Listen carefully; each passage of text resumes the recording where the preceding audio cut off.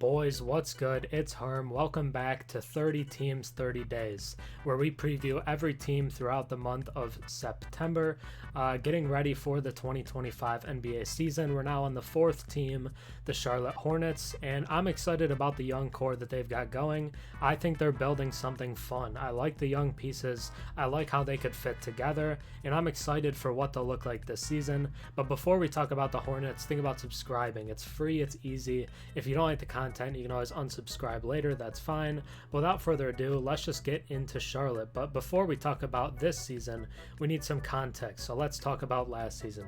Last year, the Nets finished 21-61, pretty rough, 13th in the Eastern Conference. No All-Stars for Charlotte, but they did have two 20-point per game scorers in LaMelo Ball and Miles Bridges. If you count Terry Rozier, who they traded at the trade deadline, then they would have three, but because he spent the last half with Miami, I wouldn't count Scary Terry as one of them.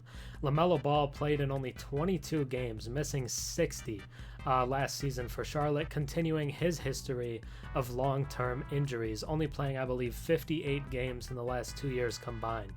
They missed the play-in tournament, obviously, as the 13th seed, but a positive, in my opinion, is that they finally sold.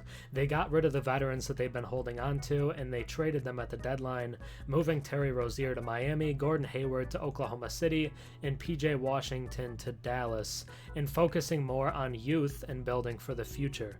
We saw an impressive rookie season from Brandon Miller that cemented him as a core piece of this franchise, and it was awesome to see. He was really, really good in year one. But talking about their offseason, not a ton of huge changes for Charlotte, losing Bryce McGowan's, Davis Bertans, and Leaky Black, who's still a free agent. We could see him come back, we don't know for sure. They added Josh Green in a sign-and trade with Dallas, and they drafted two guys, Tijan Salan with the 6th overall pick, and KJ Simpson in the 2nd round. But they are building a solid young core. I like the guys there. Drafting Brandon Miller 2nd overall proved to be a great move, with a lot of people, even myself, advocating for Scoot Henderson, as that could be a unique guard pairing with LaMelo Ball. They took Miller, and it was the right pick, as he showed out in year one, averaging 17 points per game and 22 points per game in his last 10 full ones. Just really picked it up as the season went along. LaMelo upped his scoring again in year 4 with a career-high 23.9 points per game. Now all he needs to do is stay on the floor, which is obviously easier said than done.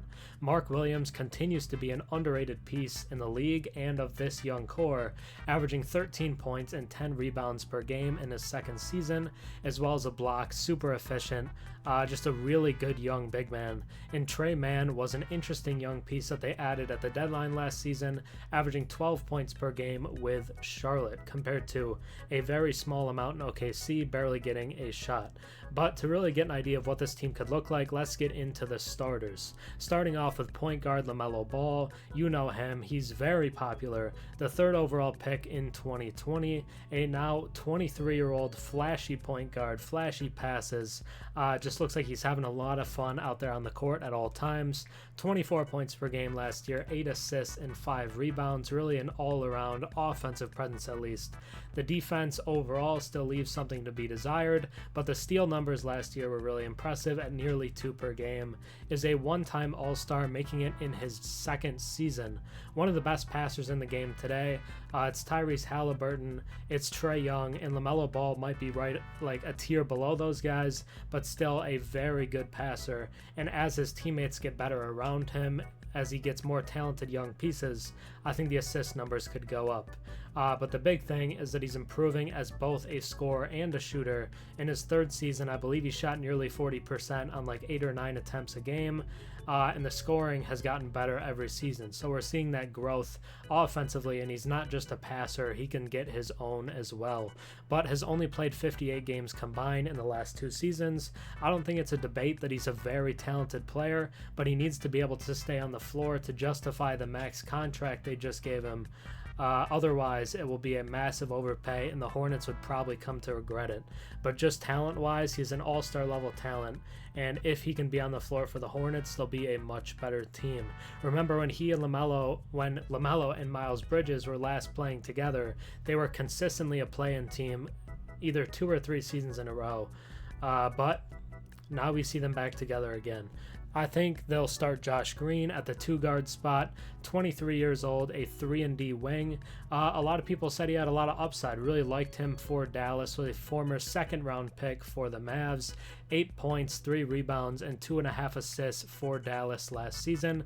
48% from the field, which for a guard is really impressive, as well as 39% from deep. He started 33 games for a team that made the finals last season, so obviously can contribute well to winning basketball. He should provide a boost to the team's defensive abilities. I talked on LaMelo not being a fantastic defender, but I think putting a guy like Josh Green next to him will really kind of ease the load on LaMelo. His spacing should also be helpful alongside LaMelo, who can be kind of streaky with his shooting, but if Ball's shooting is better this season, then we would just have a really good shooting backcourt in Charlotte. And the last thing, I think he might show more upside in a larger role on a lesser team. The Hornets obviously a worse team than the Mavericks are, so he gets here, he gets more of a chance to be a starter, maybe a little more opportunity for offensive creation, and we could see a jump like we saw for guys like Mikal Bridges, Cam Johnson, Lauri Markkanen. I don't think he'll be an all-star level talent, but maybe he's a guy we see average more around 14 points per game than the 8 we saw last season. At the 3, we have Brandon Miller, the 2nd overall pick in 2023. I think some people would argue he's the most important piece on this Hornets team, the franchise guy going forward. I'd say right now it's probably still LaMelo, but Brandon Miller is a huge piece of this team. A 21-year-old natural scorer. It feels very easy to him. It comes very fluid. 17 points per game, 4.5 rebounds, and 2.5 assists. 37% from 3 as a rookie is also very impressive. A lot of times rookies with pretty good usage struggle efficiency-wise, but with Miller that wasn't the case, which I was very impressed. He got better as the season went along. He was solid throughout his rookie season, but as time went on, he just got better. Excuse me. He just got better and better. I was really impressed with how he developed throughout the season. LaMelo got injured. He had more kind of responsibility, and he stepped up with it. Finished 3rd in 2024 Rookie of the Year voting, 2nd in his own class as Chet Holmgren missed his true rookie season and debuted last year and finished ahead of Miller. Is good as a defender as well, on top of his offensive game. Can guard 2 through 4, and in a bind you could probably throw him on point guards as well. His play style very reminiscent of a young Paul George, who he says he has modeled his game after. He called Paul George his GOAT, which I would say is a little bit of a stretch probably, but either way, Brandon Miller, a lot of upside. Seems like a guy who's going to have multiple all-star appearances in his future. Then we move to the power forward Miles Bridges, a 26-year-old athlete, very athletic, can get up to the rim, can attack, very good at driving downhill. 21 points per game, 7.5 rebounds, and 3.5 assists last season, 46% from the field. He missed the 2023 season due to the off-court legal issues, the domestic stuff that pretty much everybody knows about at this point. A lot of people tell you he shouldn't be playing, but he is.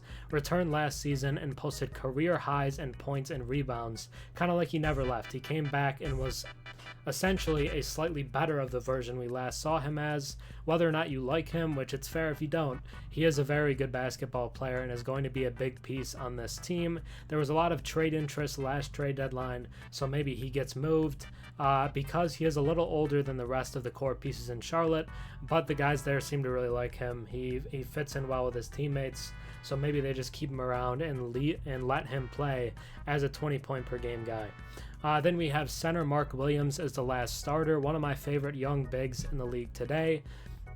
A 22-year-old threat at the rim on both ends of the floor. Whether it's catching lobs or blocking shots, if he's near the rim, you have to be aware of him. 13 points per game, 10 rebounds, and 1.2 assists last season. A very efficient 65% from the field. And over a block per game as well. Super efficient with his shot selection. He takes good shots. He doesn't take stuff that's not in his game. A lot of it is dunks, and he's hard to deal with in the paint due to his size and length. Pretty big wingspan as well. Still a young player, and we should see another jump from him in year 3. I think he could be even better. One of the most underrated bigs in the league today, kind of along the Claxton realm where he's a good scorer and rebounder, very efficient, and can block shots. It's just super valuable to have those guys. A lot of the time, they're not going to make huge money either, so you're getting more production than you're paying for, and he should look better in more games with LaMelo as a guy who can really set him up and make his life easier. Then we move into some of the key reserves for this Hornets team, some other young guys that they're kind of building around, and we'll start off with shooting guard Tre Mann, who they acquired last trade deadline when they moved Gordon Hayward, a 23-year-old scoring guard. Was kind of always viewed as score first, but the passing was a little better last year than people expected. In Charlotte, averaged 12 points, 4.5 rebounds, and 5 assists per game, as well as shooting 37% from 3 for the year as a whole. 1.7 steals per game with Charlotte as well was super impressive. Just showed out as really an all-around guy when people didn't really think he was that. Showed more potential in a larger role with Charlotte after the trade deadline. We just never really got the opportunity to see this version of Tre Mann in Oklahoma City. There were flashes of more playmaking ability than formerly thought. A lot of people thought he'd be better suited as a 2-guard, but played some 1 last year, and the playmaking was actually pretty solid. He can wreak havoc in passing lanes to get the steals, and then you're out on the fast break. And I'll be interested to see how his role shifts with the return of LaMelo Ball. How much play time will he get? What will his role look like? Will he be more off ball? I think that's an interesting thing to keep up with Mann. Then we move to power forward Tre Mann, the 6th overall pick in 2024. Just 19 years old, but is definitely somewhat of a project. A guy that's going to be better down the road than he is right now. 9 points per game, 4 rebounds, and 1 assist in France last season, but the efficiency wasn't good. 37% from the field and 33% from 3, but got some steals, 1.2 steals per game. He has the body of a physical NBA forward. You look at this guy and you're like, yeah, he's tough. He's going to be able to kind of bruise with guys down low. But to this point, it's more of a thought than something that you're likely actually going to see, and I think likely not going to make a huge impact in year 1. Probably Grant Williams is going to take a lot of his minutes away. He is very close friends with Victor Wembanyama, who is advocating for the Spurs to take him, but the Hornets kind of sneak in there, take him at 6 when the Spurs picked again at 8. Reportedly a gym rat and very hard worker, which bodes well for him improving and taking the next step at the NBA level. A lot of people kind of look back at Giannis as a guy who could be a similar case. I wouldn't project he's going to be an MVP level player, but I think he could be a good rotation role player on a pretty solid team. So we'll see what Salon ends up being. The shooting definitely has to get a lot better, but the defense I think will be pretty solid right now. It's just that we'll have to wait on the offense to grow and develop. And then the last guy I want to talk about is kind of an interesting young piece, is Nick Smith Jr., a second-year player now.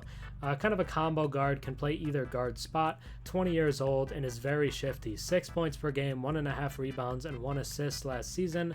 Shot 43% from 3, which is super interesting because he shot lower than that from the field. His 3-point percentage was better than his overall field goal percentage, which pretty much never happens, but the shooting from downtown was impressive. The handle's very good, not quite Jamal Crawford level, but it has kind of a similar feel to it in some ways. And the crossover with him is pretty nasty. Showed flashes despite a very limited opportunity as a rookie, but had a couple games that were really good. He can space the floor, which is valuable next to guys like LaMelo and Miles Bridges, who aren't great shooters at this point. And he's also very willing to get out on the fast break and make plays, which is always great on a good young team that you can get out and kind of use the youth to your advantage. The projected lineup for the Hornets this season, the starting 5 to me is likely LaMelo, Josh Green, Miller, Bridges, and Williams, with the backups, the reserve 5 being Vasilije Micic, Tre Mann, Grant Williams, Tre Mann, and Nick Richards. Hopefully Leaky Black comes back. He was an interesting guy for them last year. But outside of that, I just don't think they're really guys that are going to get a ton of minutes. You have KJ Simpson as a rookie, but outside of that, I just don't think there are guys that you're like, oh wow, they deserve a ton of play time. It just feels like that's likely not the case. So maybe the head coach will keep the rotation kind of tight. But now let's just talk about what they could look like next season. What to expect in 2025. On the low end, they could finish last place in the East. I think that's unlikely even if LaMelo gets hurt. But the idea on the low end is that LaMelo and Mark Williams continue to miss time with injuries, and they finish towards the bottom of the Eastern Conference. But due to guys like Miller, Bridges, even Grant Williams, I just think it's unlikely they would get last place. even with injuries to those guys. But on the high end, they could be a surprise play-in team with a shot at a playoff berth. I just think back to a couple years ago when they had LaMelo and Miles Bridges. They were making play-ins, and they were a real threat to make the playoffs.